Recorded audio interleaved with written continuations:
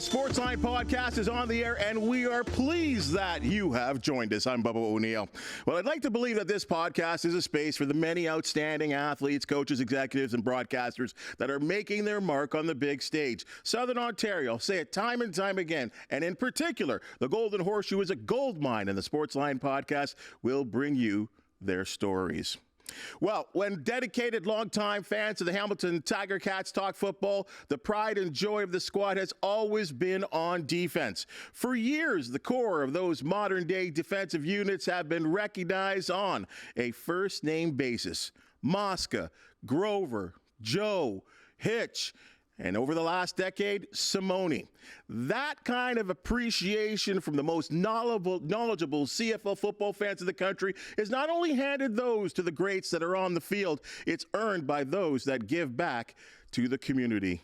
Well, let's bring in the one that we're talking about, number 21. It's proudly on his hat there, Simoni Lawrence. Greatest smile in all the sports. Always appreciate you joining us here on the Sportsline Podcast. And it's a great opportunity. I know for the better part of a decade, I've been putting a microphone in front of your face and grabbing clips and, talking about the game that's coming up or the game that's just gone past. But it's a great opportunity for us to sit and chat. And I think we know each other, but get to know each other on a different kind of basis. So thanks for coming in. No, thanks for having me, Bubba. It's always great to see you. Okay, now we're in the off season right now, but I think before we talk a little bit about yourself, the CFL, the Tiger Cats, I'd be remiss if I didn't get an expert opinion of some of the madness that went down in Championship NFL Sunday.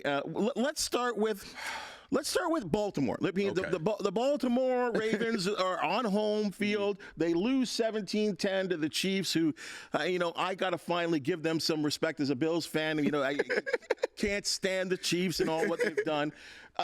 I think the question right now on ESPN, I know that they're talking about, I got to get your opinion on this first. Lamar Jackson, he's going to win the regular season MVP trophy. Mm-hmm. Is he good in the playoffs? Oh, man, that hurts my soul. I'm a Lamar Jackson fan. Let me start off first by that. And the only stigma was about Lamar was he's great in the regular season, but when the playoffs happen, for whatever reason, he's not doing it. And last night, man, it was frustrating because I know that he needs a couple more pieces. Zay Flowers, great wide receiver, but he needs one number one receiver that can beat man-to-man coverage consistently. Mm-hmm. All the Chiefs was doing last night was getting one-on-ones with the running back. Their linebackers was beating the Ravens running back like a drum all night, and that's their strength, running the football. And that's what they should have done all the time, but they got caught playing from behind early. But yeah, I think Lamar's going to win a championship before it's all said and done, though. On the flip side, and again, I've just brought it up, the Chiefs. Are they getting close? I can't say they're there yet, but are they getting to sort of like Brady, Belichick, Patriots kind of mode? Like Mahomes has played for 6 years, and now he's played 5 AFC championships. Yeah. It's pretty mad. Yeah, you got to give Mahomes the Brady rules now. You don't bet against them. Every time everybody's like, "Oh, they're the underdogs against the Bills." I was looking around like, what? I know it's on the road. But look at their offensive tools. It doesn't seem like they lost Hill, Valdez, Scantling. Come on now. The Packers didn't want him. They have this young group. Pacheco is a decent running back. Yeah. This is Kelsey's getting on in age a little bit. It seemed like the least amount of talent that they had surrounding him. But he's there again. Yeah, because he's the best quarterback in the league. When you have somebody as dynamic as Pat Mahomes, he makes everybody great. He's like Lamar Jackson, where you look at the Baltimore offense, they don't look like they have all the weapons, but they were scoring points because the head of the offense, Lamar, was great. Pat Mahomes is a great quarterback. He makes every single throw. Kelsey was barely open when Hamilton was sticking him last night on the first touchdown. He put the ball only where Kelsey could throw it, only where he could catch it, and Hamilton had great coverage, and the only way to stop him was by pass interference, and you can't do that. Well, and I get a lot of people saying this argument, and I know we get this argument for decades now as a legendary Belichick or Brady. How much of the success of Mahomes is accredited to Andy Reid? Oh, a lot of success. Andy Reid's one of those coaches where if you do your homework on him, everything comes from Andy Reid. The coaches that he's coaching against, Harbaugh, they're all underneath the Andy Reid tree. His method, his West Coast offense, his brain, like, he's one of them ones, you know what I mean? Everywhere he goes, he wins. He was in Philadelphia. And funny story about Andy Reid, when I was a kid, I wore my Cowboys hat because I knew I was about to be around him and stuff, right? He grips my Cowboy hat off my head. I start sneezing on it and stuff because I was the biggest Cowboy fan in the world. Right. But, like, yeah, Andy Reid deserves a lot of that credit. I think Andy Reid's one of those coaches where he lets the players be the players, and then he gets the best out of them at all times. And I think he's doing a great job, so he gets that credit. All right, we're going to talk coaches now. Okay, the Dan Campbell. Got to go to Detroit now. Yeah. Dan Campbell, okay? I mean, okay, you know what? And we hear on the broadcast, the players love his attitude and the trust that he puts in his players on fourth down situations. What were your thoughts while watching this live and some of the things that happened, the gambles on fourth down, the decision to pass late in the game and have to burn a timeout? What were your thoughts about the coaching job there? I don't know if you're going to say he won the game or he helped lose the. Anyway, I'll let you speak. Honestly, Coach Campbell's one of those players you like to play for because we're all football players and we're reckless. So when you have a coach like that, you're like, "Ooh, let's go!" When everything's going good. Yeah. But you need somebody that's kind of in the middle and be like, "Yo, what are you doing, bro? It's 24-10. Momentum shifts are important right now. Instead of going for it on this 4th and 3, maybe we should punt it, get some field position because we're still up. Make them have to actually drive the length of field. That's killing more time on the clock because we're playing from up right now." But you know, Campbell, when I was watching, I was like, yeah, I would have did that if I was playing Madden for sure. I'm going for it. You know what I mean? Madden? There's no consequence in Madden, though. And that's how he coaches. I was sad because I'm a fan, you know, like, and then like, Detroit's like right near Canada and everything, and all the fans, like, there's a lot of the Canadian Detroit fans, and I really wanted it for Detroit, and I just felt like they were doing everything to lose that game. Like, they had such a great game plan. They were great enough to win that game without doing any of the trickery bullshit, going for it on 4th and 3. If you were going to go for it, like, if that was your stance, you would have went for it when the game was kind of like, who knows? It was like they went up and kicked the field goal. They could have went up 14-0. Right? Yeah, in the first half. In the first half, he's Mr. Conservative. And then in the second half, as you said, when the wheels are turning and the fans are roaring and the 49ers are like, they're licking their chops and they're like, we got something going here. And I don't know. And you're right. I mean, Detroit, they've never, they're one of the oldest franchises in all of football, an original NFL franchise, not even an AFL franchise. They've never been to the Super Bowl. That's tough. 32 teams. I could imagine. That's a tough thing for Detroit. I feel bad for Detroit. I feel like that was a game that they should have won. Easily should have won. Just need a little bit of clock management. You know what I mean? Like, it's football so much about momentum, and that's why special teams is important in the game. Right. And people are trying to ignore the fact that you have a bunch of hungry players that play special teams. Like, think about that punter. All he wanted to do was put the ball on the 1-yard line. Then you get the defense. Hey, we can stop them. They're not going to drive 99 yards down the field and score a touchdown. The number one offense, 99 yards, but 50 yards.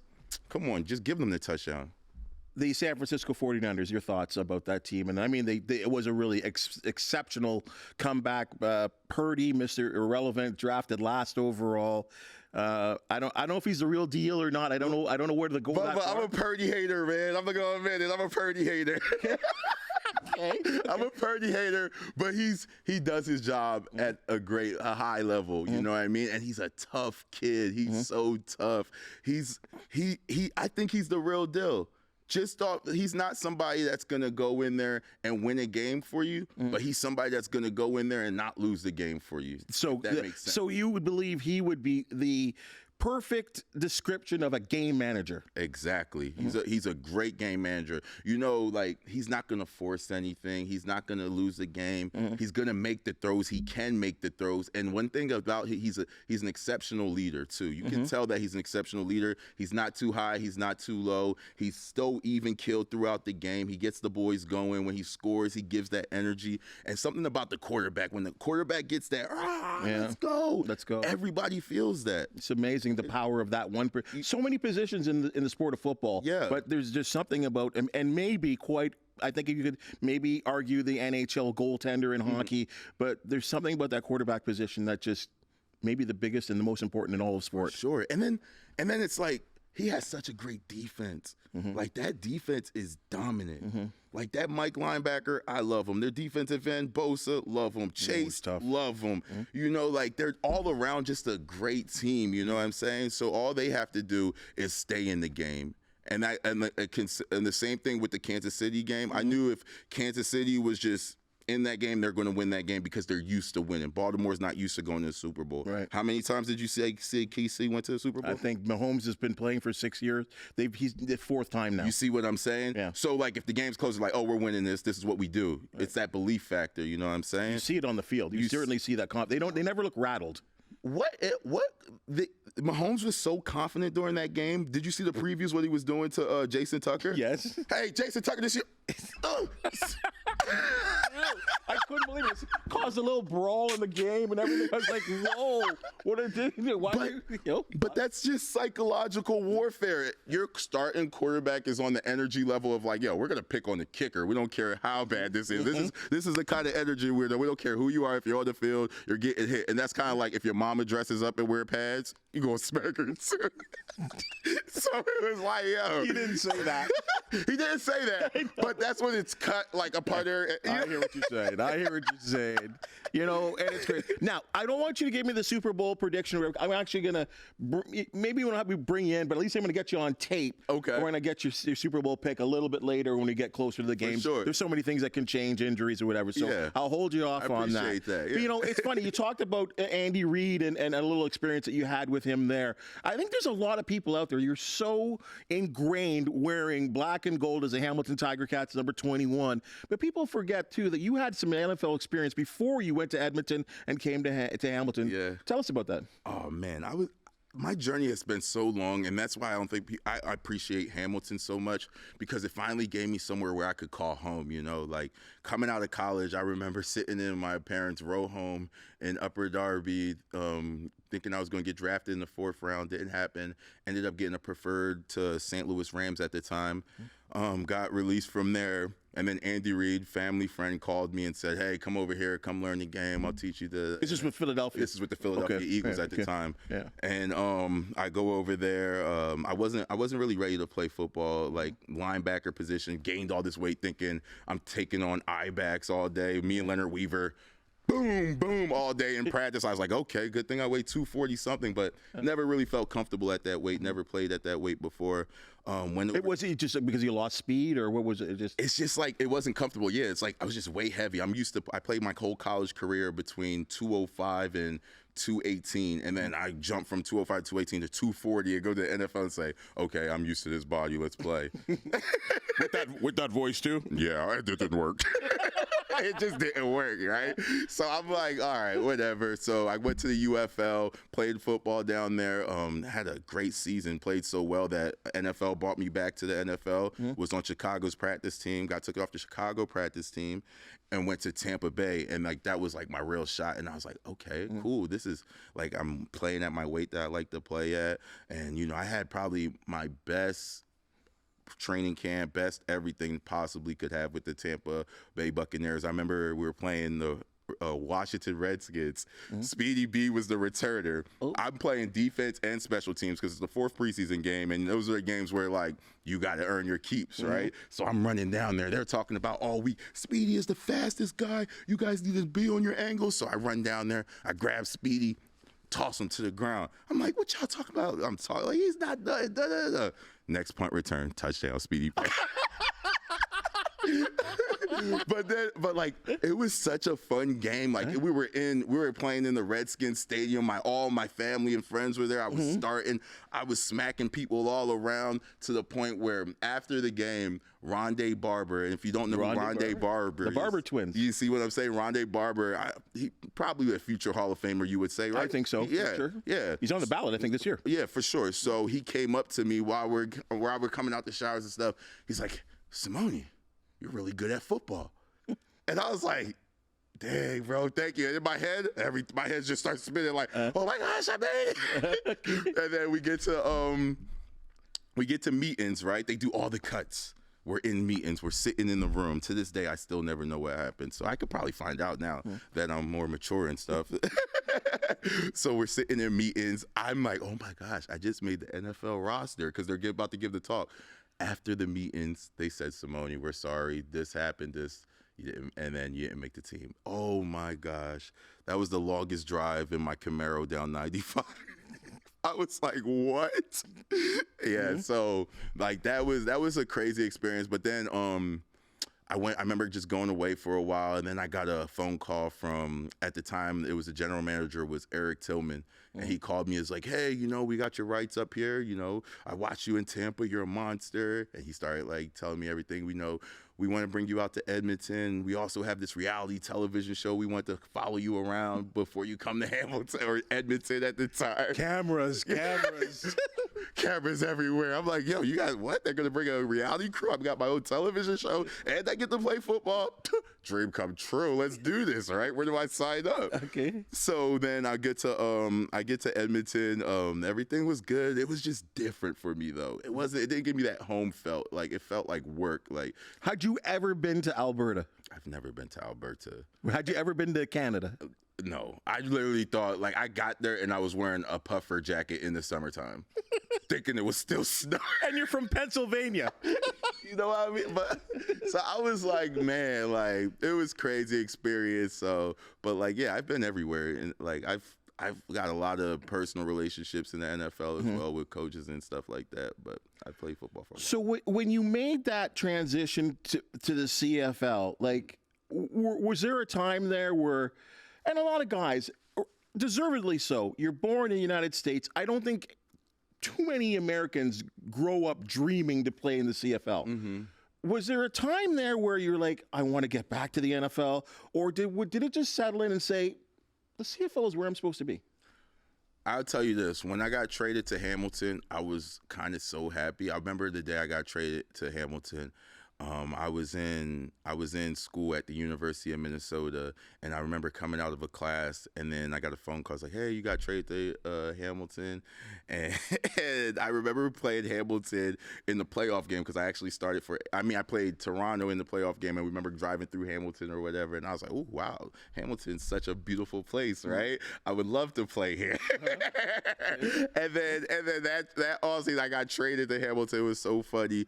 And then it was so great, though, at the same time, because now my family can drive to games. My family's in Philadelphia. Everybody can come and see me play, and it just felt so home. I remember after that 2013 season, like, we didn't have our own facilities. We didn't have anything. We were playing at Guelph at the time. Oh, yeah, that's right. You know what I mean? So it was like but it still felt like such a family. We went to the Grey Cup my first year here, and it was just like, wow, this was fun. And like, so in my head, I was like, I like it up here. I remember even at the time, I was like, do I need an American agent still even? And then at that time, I was like, all right, then and all of a sudden, all these Canadian agents starts rushing me. So I'm like, oh, I must be really good up here, that means, right? So I remember going to lunch with Gil Scott at the time, and, he was like, hey, let me be your agent. Gave me the whole spool up. And then to answer your question, I wasn't thinking about the NFL, but it was always in my mind, like, I'm still good enough to play in the NFL, because where I trained at was all NFL players, So I know what it looks like. I know what it takes. And after that season in 2013, all of a sudden, I'm going to Kansas City for a workout. Shout out to Andy Reid again. I'm going to San Diego for a workout, Minnesota for a workout, like, just to go back to the NFL. And then at that time, I was living in Minnesota. So I was like, wow, I went to school in Minnesota. I live in Minnesota. why not play for the Vikings? And I got the opportunity. It must be, you know what I mean? So I took the chance to go back to the NFL after 2013. Long story long, didn't work out. Came back to Hamilton. Well, I didn't know any of this. Yeah, long story long. Came back to Hamilton. I was a little overweight when I came back to Hamilton because the off-season training in the States is ridiculous. Like it's great. Like I love it. That's why my work ethic is like the way it is. Like and it's sustainable and plays so long up here. Because the work ethic, like we're in there every single day lifting, eating great food, and they're paying you to do this. Right.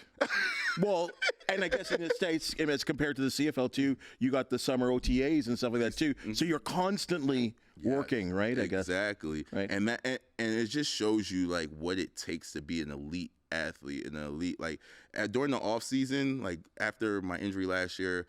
I was like, all right, so let's fix some things in the off season because that's where it always starts and stuff, right? So I remember talking to my trainer like, yo, we got to do this, and I got to do this, and this. And like when you're an elite football player, you know what kind of season you're going to have. Like no matter what nobody says, when you're the best of the best, when you depending on your off season, you can tell everybody what kind of season you're going to have. That's just the way it is. And So you're in your off season right now, and like, what is a day for an off season, Simoni? I mean, no, because I think everyone kind of understands what you guys do, and it's practice and everything's so regimented during the season. But during the off season, what do you do? I keep it military, having a nice little schedule, right? So I wake up. Yoga in the morning for sure. Yeah, I see the yoga. You're big on the yoga with the look. Come on, Bubba. Come on, Bubba. Yo, Bono got me right, man. I see you on the Instagram doing all kinds of stuff now. So, like, one thing I learned about, like, athletes and stuff, I always talk to people and see, like, yo, what happened? Like, why? Like, I feel like I could play football forever. Like, what happened to your body and stuff? And it's always a, like, range of motion and stuff like that. So I'm like, why not work on my range of motion every single day? And where I do yoga at Moto, oh my gosh, they have every single class you could possibly think of, Bubba. When I say sometimes, I just go in there and lay down like this, like, I'm tired after this workout, but I need this heat and I need to stretch for a little bit. Or if I'm having like a long day, I'll go do like a nice vinyasa class, flow class. And I play this game in my head, right? It's crazy, right? Yeah. So I play this game in my head at yoga class because yoga is very slow for me, right? So I have to spice it up. So I count up to 21 times while the yoga teacher is instructing, right? And anytime, like, I forget what number, I have to start all over again. So I have to count up to 21 times before the yoga class is ended and still listen to the directions and stuff. So it's pretty fun. Well, no, it's a good brain exercise. Like teasing your brain and making it work, right? Exactly. I mean, I guess that's discipline, though. And as you do this right now, and as we talk about this off-season stuff, I mean, first of all, early happy birthday. Oh, thank you. I appreciate it. Early happy birthday. Thank you. I don't know if you want to hear, but 36 years old, right? And I'm well past that, so I'm well over that. But 36 years old, you talked about all these days in the NFL, and you're a young guy. You're flying around. Probably didn't take you much to keep weight and all that kind of stuff. But at 36 years old, what's the differences in keeping yourself up in what you would call game shape? It's just a regiment. I wake up every morning. I go to yoga. And then after this, I have speed training and weightlifting at Players Paradise with my trainer, Adam. And he's just simply amazing. Like, the thing about training, it's kind of like your own therapist too, right? Because you're really you're talking about everything that you want to talk about. You're talking about your goals, and then you see them every single day. So I'm going to training, and then after that, I'll go to another yoga class just because I feel like 3 a day keeps the bench away, right? Is it harder as you kind of get older? Like, is it more difficult, you find? No, it's kind of easier.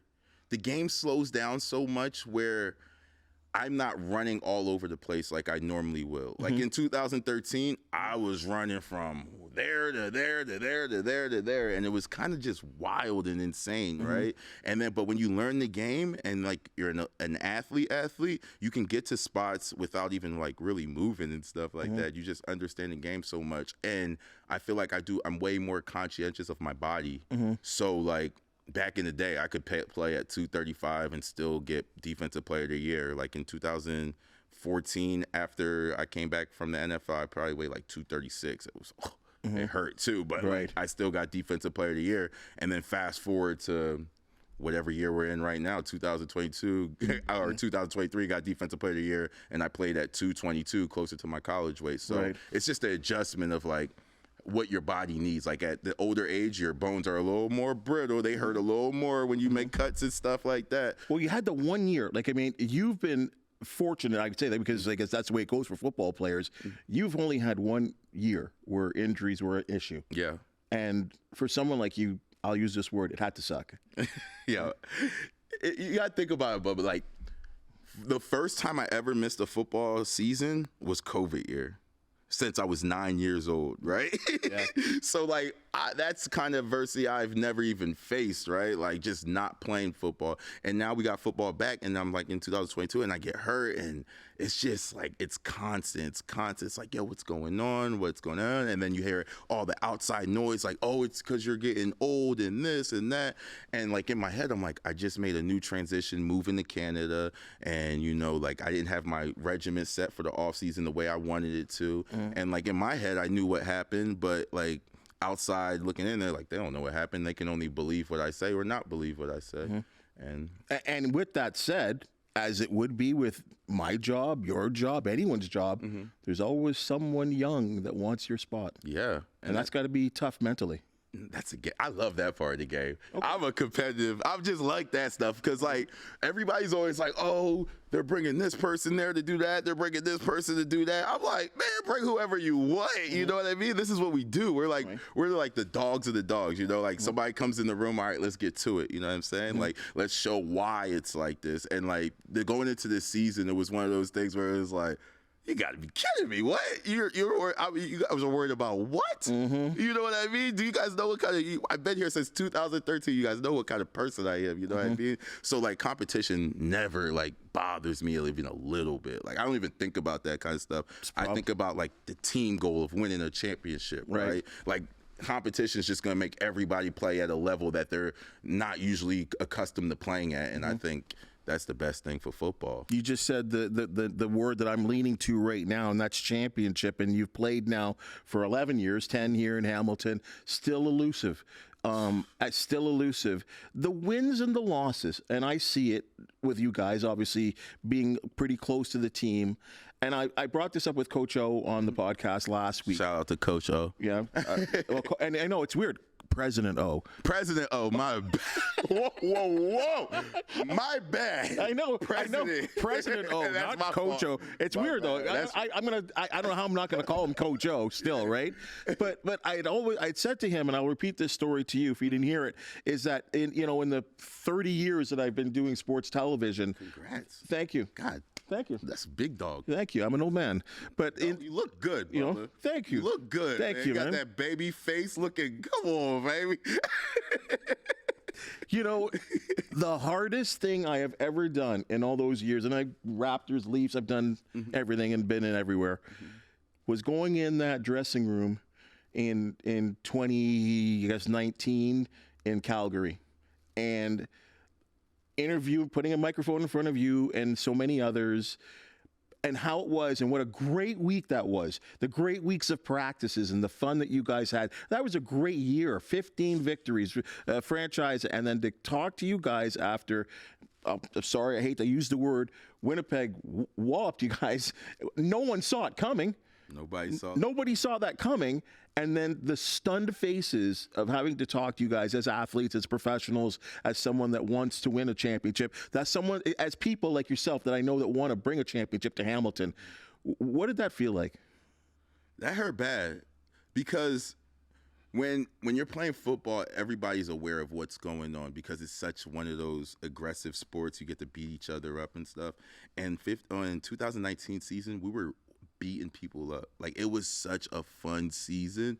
And the Grey Cup game, like, we wanted Winnipeg bad. You know what I'm saying? There was a lot going on with Winnipeg that year. Won't really talk about it, but there was a lot going on with Winnipeg. Lord knows, you know what I'm saying? But, they came in there and they were fired up, but the feeling's just unmatchable. Like, 2013, when we lost the Grey Cup, I was like, we'll be right back. We'll be back. I feel it.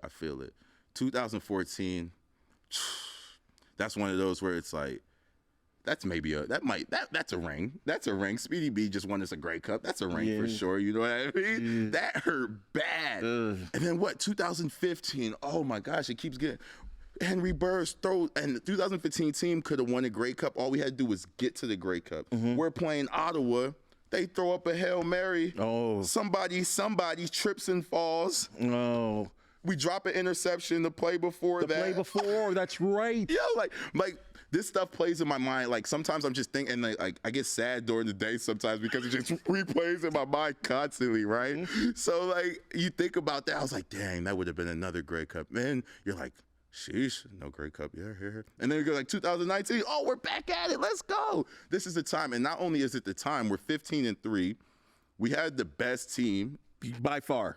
Like, we had the best team. You guys were great. You know what I mean? Everything worked. Everything. Oh, Masoli goes down. Dane Evans. Who's Dane Evans? Oh, I'm Dave Evans. Like, everything worked. You see what I'm saying? And that was one of those years where it was like, you really had to lock in. And then it's like, oh my gosh. I remember like I was so devastated after the 2019 season. I was like, this is the perfect time for a pandemic. It's my first break I ever got in football since I was 9 years old, right? Yeah. So no, that was that room, the tears. I mean, people can't understand what. I mean, you would know, but it hurts. It was a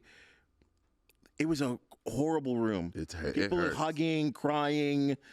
You expected to win. Expected to win, and then fast forward after the pandemic, 2021, the Grey Cup's in Hamilton, and I'm like, yo. It's 2021, and me being a little bit of a narcissist, I'm like, it's 2021. I'm number 21. Let's do whatever we got to do to get this team to the Grey Cup. We didn't start off fast, but I'm like, whatever. Let's get to it. Like I remember every single day. I would walk around with my football. Let me see that, please. Come on, you can do it. Let's go. Bang. Walk around with my football. And I'm just thinking about plays like every single day. I'm like, I got to get an interception in this game. I got to do it. So Labor Day game, interception. Calgary game, interception. First time beating Calgary. It's how long, right? Oh, gosh. Years. You see what I'm saying? Yeah. And it's just like one of those mind trick things. And I was like, ended up getting player to whatever, MVP of the Ticats. We're in the Grey Cup in 2021, and it's so much about Winnipeg, and all I'm thinking about is how I felt in 2019. Like, I'm like, there's no way we're going to lose this game. But that 2021, that one stunk. That one hurt. Yeah, I mean... And, you know, there was the opportunity at the Ackland catch, and then there was maybe an opportunity. Oh, so close. I mean, that Tim, I mean, you were there again. Oh, we all were. The Tim Hortons field. Like, we all thought he caught it. And, you know, unfortunately, great play defensively, too. Like, there was a hand in there that knocked the ball out, too. Bubba, what? I didn't. Bubba, what? I'm trying to give Ackland. Wait, Bubba. Here you go. What? Stop, man. Leave me alone. I'm upset. I'm sad, man. I know. I'm sorry. I'm sad. I'm sorry. Ackland was kind of a good guy to me. I love Ackland. Yeah. I love Ackland. No, listen. Football is what thing people have to understand is when you're competing, football is football. You know what I mean? Off of the football field, we're all friends. We all love each other. Like it's just part of the game. But we play a sport. It's like it's a kid's game with King's Ransom, right? Like this is such a kid game. Like you're 9-year-olds running around having fun type stuff. But like when you get to a professional level, now it's like you're running around having fun. But one mistake, you're losing like the feed your family and how you provide for your family and stuff. Right. So now it's a kid game with King's Ransom, right? So it's difficult. Like you think about it all the time. You know what I mean? So it's tough. You know, the season was interesting last year where you guys, it just looked like you never reached your potential. And then all of a sudden in the back half of the season, I hate to say it because I'm not a big fan of that. The CFL starts in Labor Day. I mean, what do you play all those games for prior? But you kind of made it true that way because you guys got real hot down the end there. And I actually expect you guys to win in Montreal. I really did. So the season ends there. Where we are right now, now there's a president, new general manager. There's so many changes right now. You know, Jameer Thurman, I thought, you know, Chris Edwards, yourself, just an outstanding linebacker crew. And now there's a new person looking at the team and evaluating the team and looking to make changes. We've got a new linebacker that just got brought in on a trade from the Argonauts today. When you look towards that, I mean, and free agency approaching, you haven't been signed yet. What's going on at this time of the year? It's got to be a strange time. It's psychological warfare, you know what I mean? Like, one thing people don't understand about football is, like, everybody's always, it's like when you're young, everybody's like, it's 99% mental, 1% physical. Like, football is mentally draining. Like, all the games people play, like everything you give to the game, and then like like football, like I tell everybody like all the time, it's like dating a girl that you know that's gonna leave you, but you're just enjoying the time with her, right? So, but it's like so sad. We've all been there at least once. At least once, twice, three. I don't know what you're betting, but you know, I don't know what you're betting, but like, I'm doing all right, man. I'm not. We're trying, but The best. Just trying to be a good man. That's it. You know what I mean? That's all that matters. We're doing our best, man. But yeah, man, like football's one of those games. It's like that, man. It's like that for sure. Yeah, it really is. And it's a tough sport because there's always change. It's always change, and like that's the kind of, it's like, how do you adapt to the change? It's like when you're in, like I learned this in military academy really quick. It's always adapt or die, right? You know what I'm saying? Because you're either gonna adapt to the new rules and stuff like that, right, or you're gonna die. And it's just one of those things where you try to find out what the leader likes, and like you push the message, and like that's what, you know, when you're in the army, that's what happens. You know, right, you're a lieutenant in the army. That's how the game goes. And it's just like you hope that you put what you consistently been putting on the tape, you know? Right. Like, because at the end of the day, that's your currency, you know? It's your resume. It's your resume. And I make sure the boys always know, like, yo, everything you put on tape, that's part of your resume, you know what I'm saying? And, like, I understood that to the fact where, like, I'm not like one of those people that don't look at history, you know, like I was the top paid linebacker before coming into the season last year. I had one bad season, and it's like, yo, you need to take a pay cut type thing, you know, that's just part of the business. It doesn't matter what you done for the team, whatever, you just gotta take a pay cut. And like, you're like, all right, let's roll up our sleeves. It's a war year now, right? So it's like, all right, we gotta prove it type stuff, right? So like, I responded how I feel like I would always respond to anything. Great year. My slaves. Yeah, great year. Know, got defensive player of the year for the organization. Didn't miss any practices. Did everything that I was supposed to do for the organization, right? And you know, that's all. And a leader amongst the men as well too. Yeah. So it's like you just do everything that you know you're supposed to do, and you do it at a high level, and you do it consistently. Like, it's easy to show up on game day and be a great football player. What's not easy is coming to work every day and giving great energy, practicing every day. Even if something's hurt, like, I can't practice because everybody else might not want to practice. Like, and you got to set the precedence. It's like, it's so much that involves being a great football player that doesn't get accounted for, but you know, it's part of the game, and we just take it with a smile and we just smile about it. You feel me? Well, let's just hope that, you know, I don't know. And I mean it. I'm not trying to boast you. I'm just telling you the truth. And that's why I wrote what I did and what I said off the top, that you fall in that category of, you know, the guys that have made their mark in this city. And like I said, are on a first name basis. And Hitch can go anywhere. You know Hitch well, right? You know, Mosca, you've had some, you know, now you didn't play with him obviously, but you know of the man. Yeah, I got right, a like story that. to tell you about. Grant Grover, Joe Montfort. Like, these are people that put on that uniform, that Tiger Cats uniform, and they'll never be forgotten. And you fall in that category. And I think, as I said, one of the reasons why is that not only were you outstanding on the football field, or still are outstanding on the football field, you have embroiled yourself in this community. Why is that important to you? I come from a similar community at Hamilton, right? And one thing that, like 2013, or 2014, we just got the new stadium. and I'm coming out there, right? And then I just see, it's like you see all the row homes. It's like, oh wow, it feels like home a little bit and stuff, right? And then I seen these kids just riding bicycles, and there was one kid not riding a bike. And I remember one time I didn't have a bike yet because I was waiting till Christmas and stuff. And then I was like, man, I remember what that felt like. And then I just bought a kid a bike because like it's $100, like $100 back in the day. Like when I was a kid, that's like everything for my parents, you know what I'm saying? But like now it's like, all right, you know, it's a dinner, right? So it's like let's help these kids out. Like let's do that. And one thing I found out is once you give to the community gives to you. You know what I mean?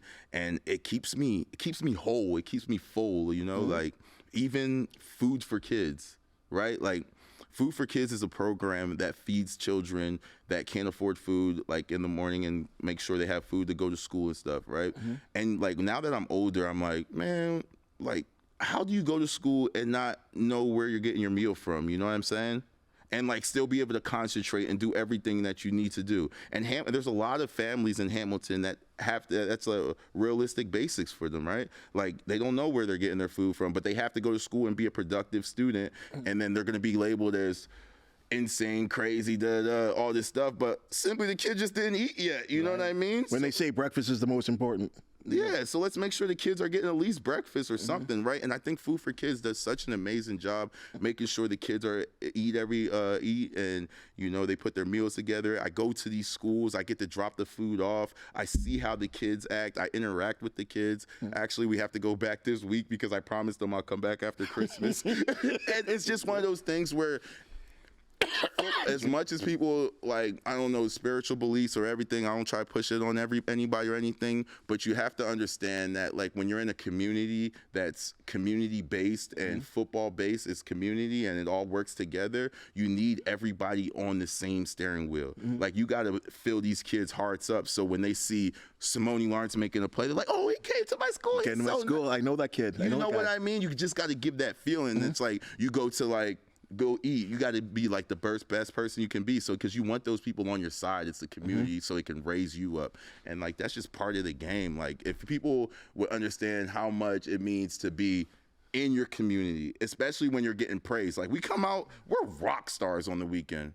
You come out, you say 21 Simoni Lawrence, all you hear, you're like, oh my gosh, what? Yeah. What did I do to deserve this? And then, you know what I mean? It's all part of the game, right? And I think it's one of the things those tie cats do is, I mean, I remember seeing some tape of like Jeremiah Masoli going to a school, and I'm like, could you imagine being a high school student and I don't know what, like the professional quarterback from your town shows up at your practice. You see what I'm saying? You will talk about that for years. Yes. Right? It just had got a long-lasting effect. Even you this weekend going to a Toronto Rock game. I see you at McMaster games. I remember you and I sat courtside for the Hamilton Honey Badgers. Yeah.